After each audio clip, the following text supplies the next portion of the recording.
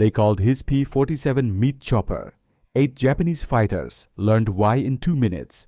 At 9:43 on the morning of the 16th of April, 1945, Captain Neel Kearby watched 8 Nakajima Ki-43 Hayabusa fighters peel away from their bomber formation and dive straight toward his lone P-47 Thunderbolt. He was 21,000 feet above the Wewak Peninsula in New Guinea, completely alone, and about to test a theory that could either validate everything he'd spent 6 months perfecting or prove his squadron commander catastrophically right about calling him reckless. The Japanese fighters came in pairs, a classic pincer approach designed to force him into defensive maneuvers that would bleed his altitude and speed until he became an easy target. Kearby didn't turn. He pushed his throttle forward, aimed his Thunderbolt's massive nose directly at the lead pair, and committed to a head-on attack that every fighter tactics manual in the 5th Air Force explicitly forbade.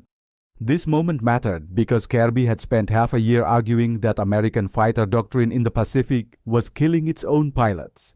The official approach treated the P-47 like an inferior version of lighter, more agile Japanese fighters. Commanders ordered pilots to dogfight, to turn and twist and try to outmaneuver Zeros and Oscars in the kind of aerial ballet those aircraft were specifically designed to win. Kearby knew the Thunderbolt couldn't win those fights. It was too heavy, too cumbersome, too much like trying to fence with a sledgehammer. But what if you stopped trying to fence? What if you used the sledgehammer exactly as it was meant to be used, as 7 tons of armored fury, moving faster than anything else in the sky? What he was about to attempt wasn't graceful or subtle.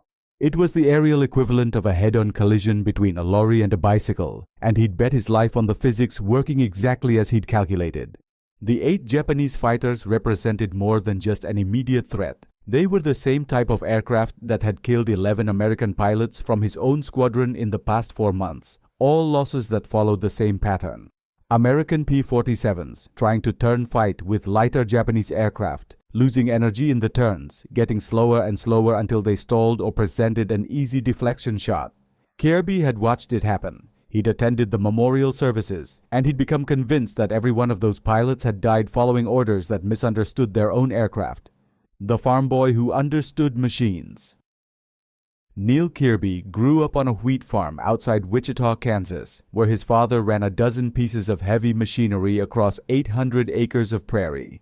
By the time Kearby was 12, he could strip down and rebuild a Fordson tractor engine, and he understood something fundamental about mechanical systems. You worked with their nature, not against it. A Fordson had terrible maneuverability compared to a team of horses, but if you needed to pull a plow through hard clay, you didn't try to make the tractor dance. You pointed it in the right direction and let its weight and power do what horses never could. He brought that same practical understanding to flying. When he joined the Army Air Corps in 1941, instructors noticed he had an unusual ability to feel an aircraft's energy state, to know instinctively when he was trading speed for altitude in a turn, when he was approaching a stall, when an aircraft was operating inside or outside its optimal envelope. Other student pilots learned to fly by following prescribed procedures. Kearby learned to fly by listening to what the aircraft wanted to do, then building his tactics around those inherent characteristics rather than fighting them. That approach made him an excellent pilot, but a frustrating student.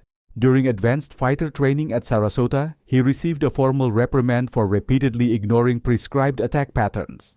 His instructor wrote in his file, "Cadet Kearby demonstrates exceptional flying ability, but shows consistent unwillingness to follow doctrine. Recommends additional discipline training before combat assignment."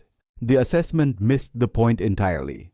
Kearby wasn't being rebellious. He was solving the problem differently, using the aircraft's actual capabilities rather than the capabilities the manual said it should have. The pattern that kept repeating.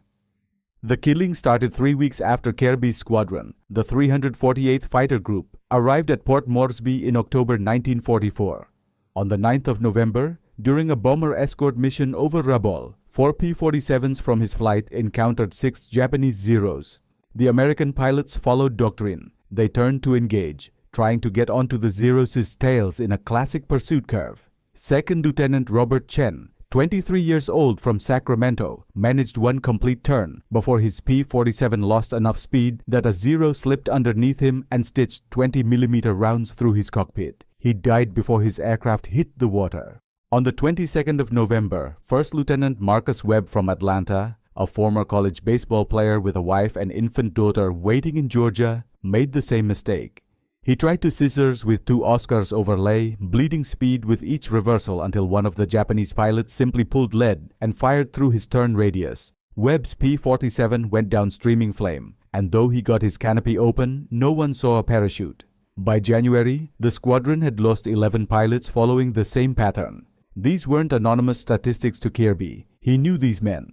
He'd played poker with Lieutenant David Morrison, who died on the 8th of December, trying to outturn an Oscar at 8,000 feet.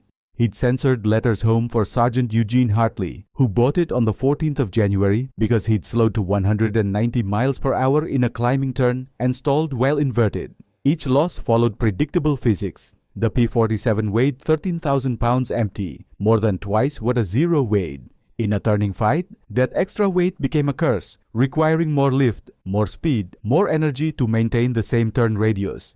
Every time an American pilot tried to dogfight, they were fighting their own aircraft's fundamental nature. Kearby started running calculations. He measured the P-47's performance envelope and compared it to captured Japanese fighter data. The numbers told a clear story. In a sustained turn at combat speed, a Zero could pull roughly 6 degrees per second.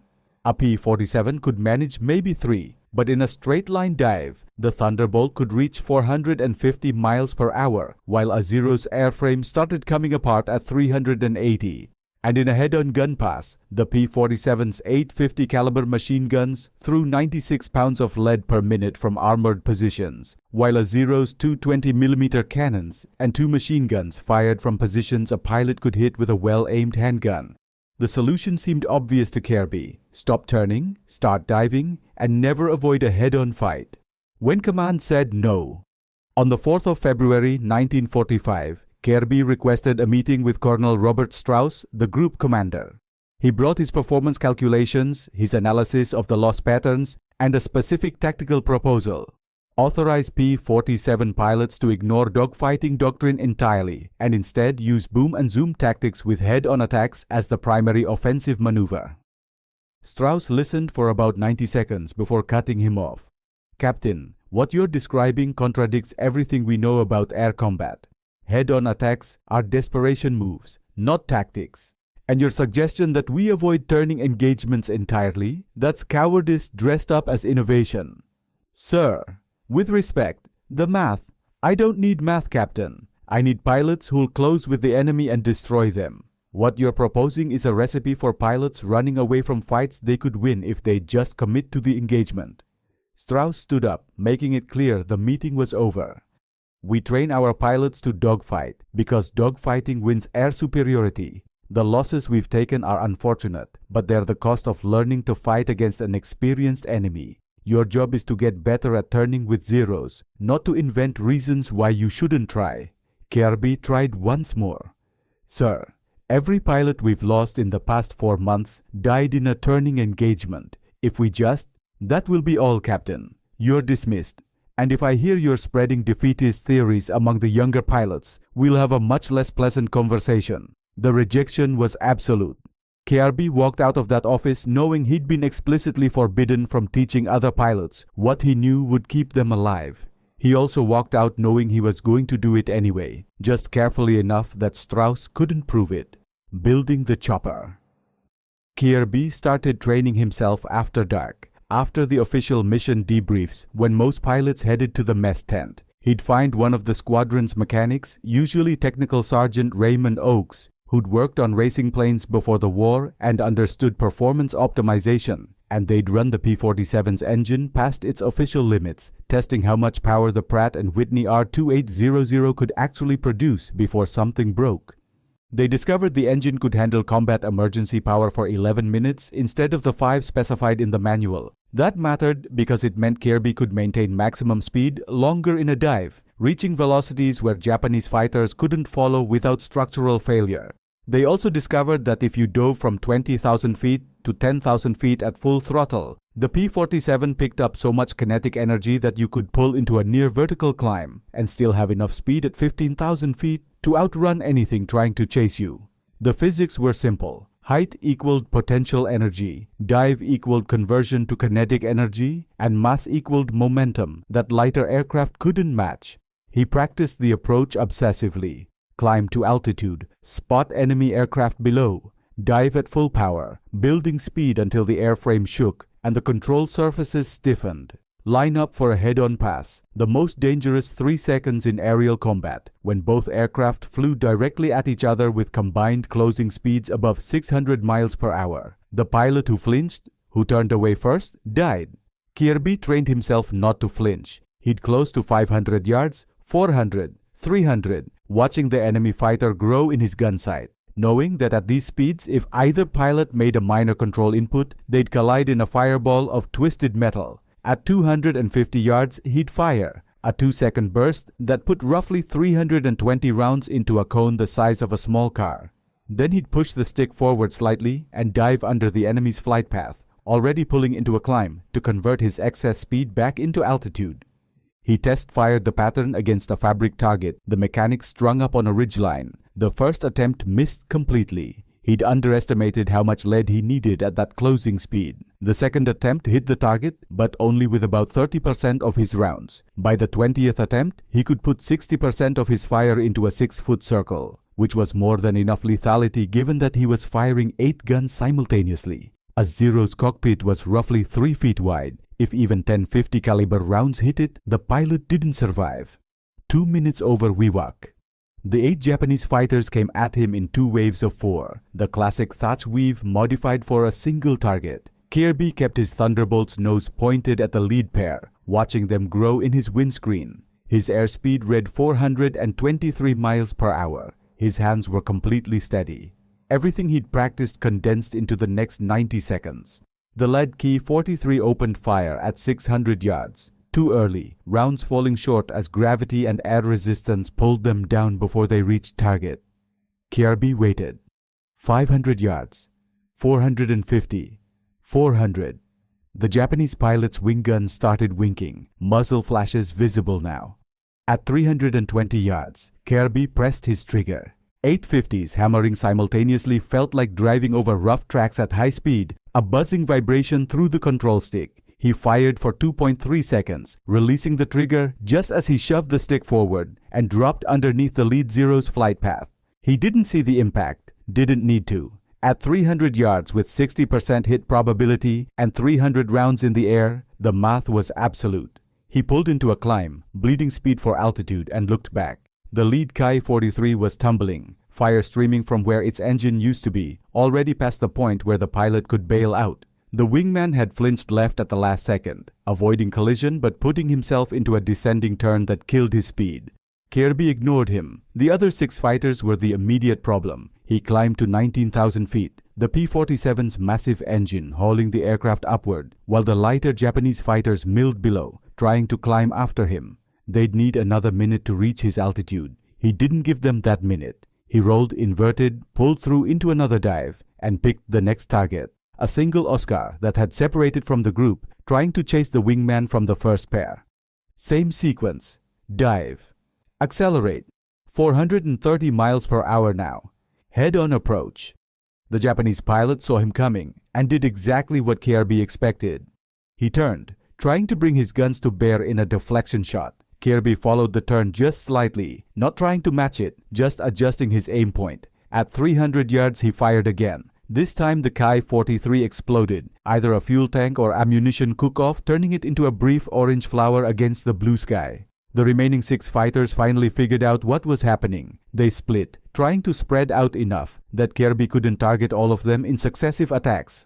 Smart move. Wrong aircraft. The P-47 could dive to any point in the sky faster than they could scatter. He picked the nearest pair, dove through 14,000 feet, close to 280 yards. And fired a 3-second burst that sent one Ki-43 spinning with its tail section nearly severed. Now the survivors broke completely, diving for the jungle canopy where the P-47's higher speed would become a liability in low-altitude maneuvering. Kearby let them go. He'd proved the point. 3 kills in 2 minutes and 17 seconds, and he'd never turned more than 30 degrees from his initial flight path. He climbed back to 20,000 feet, checked his fuel, enough to get home, and turned south. His hands were shaking now, the adrenaline catching up. He just violated direct orders and killed 3 enemy pilots doing it. Strauss would have him court-martialed if anyone reported what actually happened. Kearby keyed his radio and delivered the story he'd prepared. Wewak Tower, Hammer 6, engaged 8 enemy fighters, destroyed 3 confirmed, used standard pursuit curves and deflection shooting. He paused. Also, my gun camera appears to have malfunctioned. No film available for review. Questions without evidence. Colonel Strauss stood in front of Kearby's P-47, looking at the gun barrels. Captain, you fired approximately 900 rounds in a single engagement. Yes, sir. The enemy fighters were highly maneuverable, required multiple passes. 900 rounds suggests you were doing something other than standard deflection shooting. That's an enormous ammunition expenditure for 3 kills. Kearby kept his expression neutral. Japanese fighters are difficult targets, sir. I may have been less accurate than ideal. Strauss walked around the aircraft, examining it from multiple angles. No damage. 8 enemy fighters, and you didn't take a single hit. I maintained altitude advantage throughout the engagement, sir. Dove on individual targets, then climbed before they could respond. That's not dogfighting, Captain. No, sir. I suppose it's not. The colonel stopped in front of him. Your gun camera malfunctioned? Yes, sir. I filed a maintenance report. Strauss stared at him for a long moment. They both knew the camera hadn't malfunctioned. They both knew Kearby had probably disconnected it himself before the mission. They both knew he'd done something unauthorized and highly effective, and they both knew Strauss couldn't prove it without the film. Finally, Strauss said, 3 kills is 3 kills, Captain. Well done. Dismissed. Kearby saluted and walked away. The colonel was letting it go, probably because the 5th Air Force needed victories more than it needed doctrinal purity. That was enough. The method spreads. Within a week, 3 other pilots in the squadron started using the same tactics.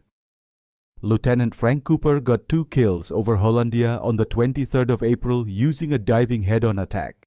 Captain Thomas Chen, Robert Chen's older brother who'd transferred into the squadron specifically to avenge his brother's death, destroyed a 0 over Madang on the 27th using a 3-pass boom and zoom sequence that never involved a single turn beyond minor aim corrections. By May, pilots were quietly asking Kearby to explain the technique during off-duty hours. He'd sketch it on a napkin in the mess tent, showing the dive angles, the speed requirements, the exact moment to open fire. He never called it a formal training session that would have given Strauss grounds to intervene. Instead, it spread like gossip, pilot to pilot, until half the squadron was flying the same way. The results were immediate. In March, before Kearby's engagement over Wewak, the 348th Fighter Group had recorded 9 kills against 14 losses, a kill ratio below 1:1. In May, after the new tactics became widespread, the squadron recorded 37 kills against 3 losses, a 12:1 ratio. 2 of those 3 losses were pilots who'd ignored the new approach and tried to dogfight. The Japanese noticed. Intelligence intercepts from June showed that Japanese pilots were filing reports about American fighters that attacked like falling stones and refused to turn. Some Japanese squadrons started refusing to engage P-47s entirely, breaking off combat whenever they identified the American fighters' distinctive silhouettes. For months, the P-47 had been considered easy prey compared to P-38s and P-51s. By midsummer 1945, it had become the aircraft Japanese pilots least wanted to fight. The unofficial approval. On the 18th of July, Colonel Strauss called Kearby into his office again. This time, there was a Major General sitting behind the desk, William Kepner, commander of the entire 5th Air Force. Kepner got straight to the point. Captain, your squadron's kill ratio has improved by a factor of 12 in the past 3 months. I've reviewed every after-action report, and I notice a pattern. Your pilots have stopped dogfighting. Kearby chose his words carefully. Sir, we've adapted our tactics to maximize the P-47's strengths. Head-on attacks. Diving passes, boom and zoom. Kepner ticked them off on his fingers. All techniques that Major General Claire Chennault used successfully in China with the Flying Tigers, which suggests you're not actually inventing anything new. You're just ignoring the doctrine we've been teaching. Yes, sir. Kepner smiled slightly. I can't officially approve tactics that contradict our training manuals. The manuals exist for good reasons. standardization, predictability, institutional knowledge. If I start authorizing individual squadrons to ignore doctrine, we lose cohesion. I understand, sir. However, Kepner leaned forward. I can authorize experienced pilots to conduct informal training sessions on advanced energy management techniques, and I can assign you to temporary duty at Port Moresby to consult with other squadrons about improving their kill ratios. Nothing official, nothing that goes into any manual, just experienced pilots sharing lessons learned.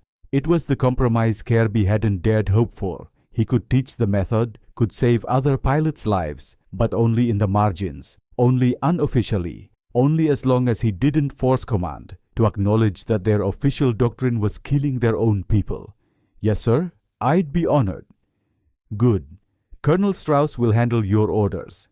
And Captain? Kepner stood up, extending his hand. Keep not inventing new tactics. The 5th Air Force appreciates your restraint. What the farm boy left behind. Neel Kearby flew his last combat mission on the 5th of March, 1946, 3 months after the official Japanese surrender. By then, he'd recorded 22 confirmed kills, making him one of the top aces in the Pacific Theater, all using tactics that were never officially acknowledged. He trained 463 pilots in what became known informally as Kearby's Chopper, the head-on diving attack that let heavy American fighters use their weight and firepower instead of fighting them.